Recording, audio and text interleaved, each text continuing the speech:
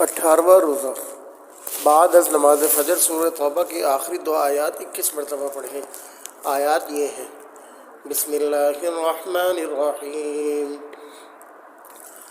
لقد جاءکم رسول من انفسکم عزیز علیہ ما عنتم حریص علیکم بالمؤمنین رؤوف رحیم، فَإِن تَوَلَّوْا فَقُلْ حَسْبِيَ اللَّهُ لَا إِلَٰهَ إِلَّا هُوَ عَلَيْهِ تَوَكَّلْتُ وَهُوَ رَبُّ الْعَرْشِ الْعَظِيمِ۔ بعد از نماز ظہر سورہ جمعہ کی یہ آیت 40 مرتبہ پڑھیں۔ ذَلِكَ فَضْلُ اللَّهِ يُؤْتِيهِ مَن يَشَاءُ وَاللَّهُ ذُو الْفَضْلِ الْعَظِيمِ۔ بعد از نماز عصر سورہ طلاق کی آیت نمبر 3 25 مرتبہ پڑھیں۔ وَيَرْزُقْهُ مِنْ حَيْثُ لَا يَحْتَسِبُ وَمَن يَتَوَكَّلْ عَلَى اللَّهِ فَهُوَ حَسْبُهُ إِنَّ اللَّهَ بَالِغُ أَمْرِهِ قَدْ جَعَلَ اللَّهُ لِكُلِّ شَيْءٍ قَدْرًا۔ فائدہ: اس دعا کے پڑھنے والے کو اللہ تعالیٰ توکل عطا فرماتے ہیں اور ایسی جگہ سے رزق عطا فرماتے ہیں جہاں سے اسے وہم گمان بھی نہ ہو۔ بعد از نماز مغرب دعائے کرب و پریشانی 21 مرتبہ پڑھیں۔ یا حی یا قیوم برحمتک استغیث۔ بعد از نماز مغرب دعائے کرب و پریشانی 21 مرتبہ پڑھیں۔ یا حی یا قیوم برحمتک استغیث۔ بعد از نماز عشاء سورہ یاسین 1 مرتبہ پڑھیں۔ نماز عشاء سورہ یاسین جو قرآن پاک کا دل ہے 1 مرتبہ پڑھیں۔ بسم اللہ الرحمن الرحیم، یاسین والقرآن الحکیم انک لمن المرسلین علی صراط مستقیم تنزیل العزیز الرحیم لتنذر قوما ما انذر آباؤهم فهم غافلون لقد حق القول على أكثرهم فهم لا يؤمنون إنا جعلنا في أعناقهم أغلالا فهي إلى الأذقان فهم مقمحون وجعلنا من بين أيديهم سدا ومن خلفهم سدا فأغشيناهم فهم لا يبصرون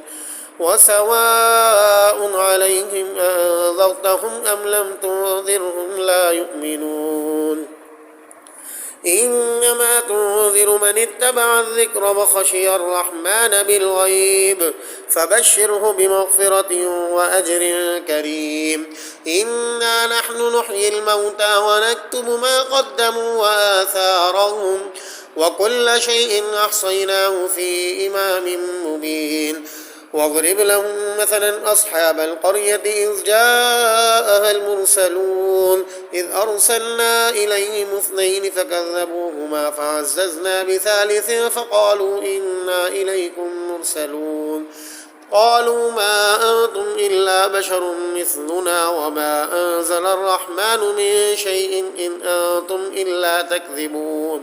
قالوا ربنا يعلم إنا إليكم لمرسلون وما علينا إلا البلاغ المبين قالوا إنا تطيرنا بكم لئن لم تنتهوا لنرجمنكم وليمسنكم منا عذاب أليم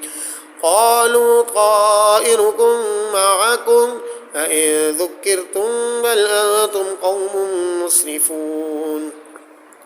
وجاء من أقصى المدينة رجل يسعى قال يا قوم اتبعوا المرسلين اتبعوا من لا يسألكم أجرا وهم مهتدون وما لي لا أعبد الذي فطرني وإليه ترجعون أأتخذ من دونه آلهة إن يردني الرحمن بضر لا تغني عني شفاعتهم شيئا ولا ينقذون إني إذا لفي ضلال مبين إني آمنت بربكم فاسمعون قيل ادخل الجنة قال يا ليت قومي يعلمون بما غفر لي ربي وجعلني من المكرمين وما أنزلنا على قومه من بعده من جند من السماء وما كنا منزلين إن كانت إلا صيحة واحدة فإذا هم خامدون يا حسرة على العباد ما يأتيهم من رسول إلا كانوا به يستهزئون ألم يروا كم أهلكنا قبلهم من القرون أنهم إليهم لا يرجعون وإن كل لما جميع لدينا محضرون وآية لهم الأرض الميتة أحييناها وأخرجنا منها حبا فمنه يأكلون وجعلنا فيها جنات من نخيل وأعناب وفجرنا فيها من العيون ليأكلوا من ثمره وما عملته أيديهم أفلا يشكرون سبحان الذي خلق الأزواج كلها مما تنبت الأرض ومن أنفسهم ومما لا يعلمون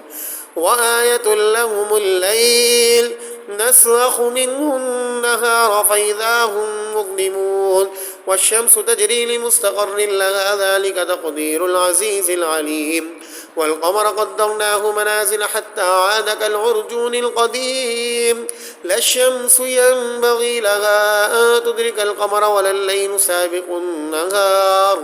وكل في فلك يسبحون وآية لهم أنا حملنا ذريتهم في الفلك المشحون وخلقنا لهم من مثله ما يركبون وإن نشأ نغرقهم فلا صريخ لهم ولا هم ينقذون إلا رحمة منا ومتاعا إلى حين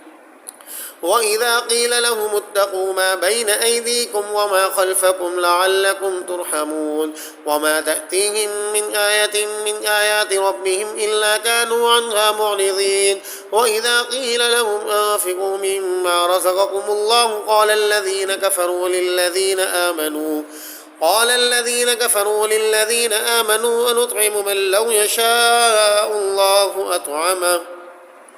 إن أنتم إلا في ضلال مبين ويقولون متى هذا الوعد إن كنتم صادقين ما ينظرون إلا صيحة واحدة تأخذهم وهم يخصمون فلا يستطيعون توصية ولا إلى أهلهم يرجعون ونفخ في الصور فإذا هم من الأجداث إلى ربهم ينسلون قالوا يا ويلنا من بعثنا من مرقدنا هذا ما وعد الرحمن وصدق المرسلون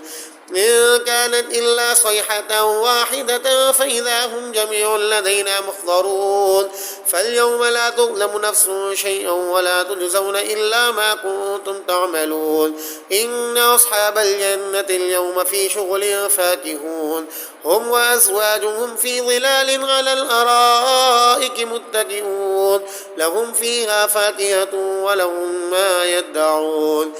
سلام قولا من رب رحيم وامتازوا اليوم أيها المجرمون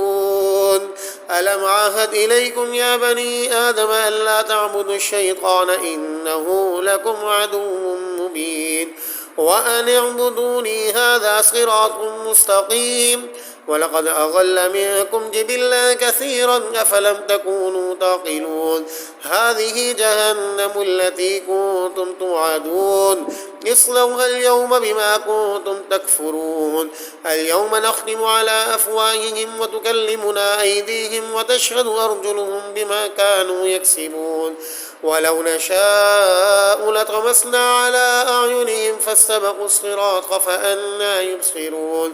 ولو نشاء لمسخناهم على مكانتهم فما استطاعوا مضيا ولا يرجعون ومن نعمره ننكسه في الخلق أفلا يعقلون وما علمناه الشعر وما ينبغي له إن هو إلا ذكر وقرآن مبين لينذر من كان حيا ويحق القول على الكافرين أولم يروا أنا خلقنا لهم مما عملت أيدينا أنعاما فهم لها مالكون وذللناها لهم فمنها ركوبهم ومنها يأكلون ولهم فيها منافع ومشارب أفلا يشكرون واتخذوا من دون الله آلهة لعلهم ينصرون لا يستطيعون نصرهم وهم لهم جند محضرون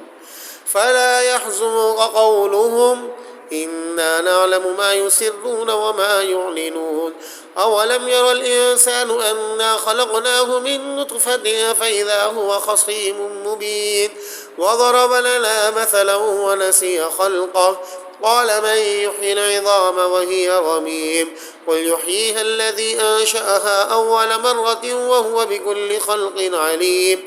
الذي جعل لكم من الشجر الأخضر نارا فإذا أنتم منه توقدون أوليس الذي خلق السماوات والأرض بقادر على أن يخلق مثلهم بلى وهو الخلاق العليم إنما أمره إذا أراد شيئا أن يقول له كن فيكون فسبحان الذي بيده ملكوت كل شيء وإليه ترجعون